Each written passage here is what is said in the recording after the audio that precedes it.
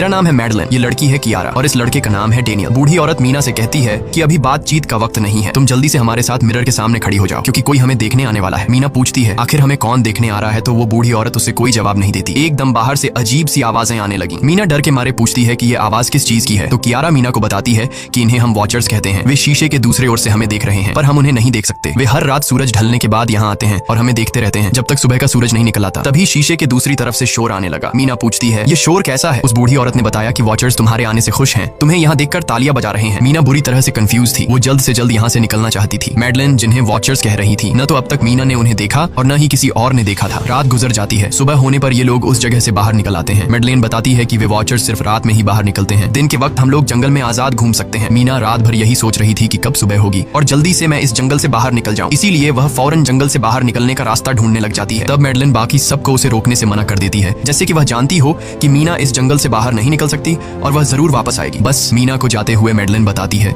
कि तुम्हारा यह फैसला अच्छा नहीं है, इस जंगल से बाहर निकलने का कोई रास्ता नहीं है। रात होने से पहले हमें इस घर में वापस आना पड़ता है, अगर तुम लेट हो गई तो तुम अपनी जान से हाथ धो बैठोगी। मीना किसी की बात नहीं सुनती और अपने पैरेट को लेते हुए तेजी से आगे बढ़ती है। थोड़ा सा आगे बढ़ने पर उसे वहीं पॉइंट ऑफ नो रिटर्न वाला साइन दिखाई देता है। उसे देखकर वो घबरा तो गई लेकिन उसने हिम्मत नहीं हारी और सूरज को देखकर सूरज की डायरेक्शन में आगे बढ़ती रही, पर जंगल से निकलने में कामयाब नहीं हो सकी। आगे चलकर रास्ता ही खत्म हो गया। मीना ने देखा कि वो एक पहाड़ के टॉप पर खड़ी है जहाँ से आगे दूर दूर तक जंगल के सिवा कुछ भी नहीं था, इसीलिए वो मायूस होकर नीचे बैठ जाती है। तभी अचानक उसके कंधे पर किसी ने हाथ रखा। वो डर गई और जब उसने पीछे मुड़कर देखा तो वो बूढ़ी औरत मैडलिन थी। यहाँ मैडलिन उसे हौसला देती है और कहती है कि सिर्फ तुम ही नहीं जिसने यहाँ से निकलने की कोशिश की और हार गई, हम भी तुम्हारी तरह ही हार कर यहाँ रुके हैं। यहाँ से बाहर निकलने का कोई रास्ता नहीं, चलो मैं तुम्हें कुछ दिखाती हूँ। मैडलिन मीना को जंगल की तरफ लेकर जाती है। मैडलिन मीना से कहती है ये जंगल एक शिकारी है और हम सब उसका शिकार, अगर जिंदा रहना चाहती हो तो हमारे साथ ही रहो। मैडलिन उसे पॉइंट ऑफ नो रिटर्न वाले काफी सारे साइन बोर्ड दिखाती है जो कि जंगल के चारों तरफ गोल घेरे में लगे थे और उनके बीच में था उनका कमरा। मैडलिन बताती है कि यह हमारे घर से आधे दिन के फासले पर लगे हैं, अगर इसे आगे गई तो वापस लौटना मुश्किल हो जाएगा, इसलिए कभी भी यह तुम्हें नजर आए तो तुम इन्हें इग्नोर मत करना। मीना पूछती है ये सब किसने बनाया, तो वो जवाब देती है ये एक प्रोफेसर ने बनाया है, लेकिन अब तक उसे किसी ने देखा नहीं है। अब रात हो जाती है, ये लोग वापस उस घर के अंदर आ जाते हैं। हर रात वॉचर्स उन्हें देखने के लिए आते थे। आज कियारा नामी लड़की उनके सामने डांस करती है और कहती है ये सब उन्हें पसंद है। ऐसा नहीं था कि इन चारों को हर रात वॉचर्स के सामने खड़ा ही रहना पड़ता था, ये लोग जो चाहते वह कर सकते थे, बस ये लोग उनकी तरफ अपनी कमर नहीं कर सकते थे। ऐसा करने पर वो लोग बहुत ज्यादा गुस्सा हो जाते थे। रात में तो उन्हें सिर्फ वॉचर्स का मसला था, लेकिन दिन में भी उन्हें बहुत मुश्किलों का सामना करना पड़ता था। ये लोग जंगल से हर रोज अपना पेट भरने के लिए कुछ न कुछ शिकार करके लाते थे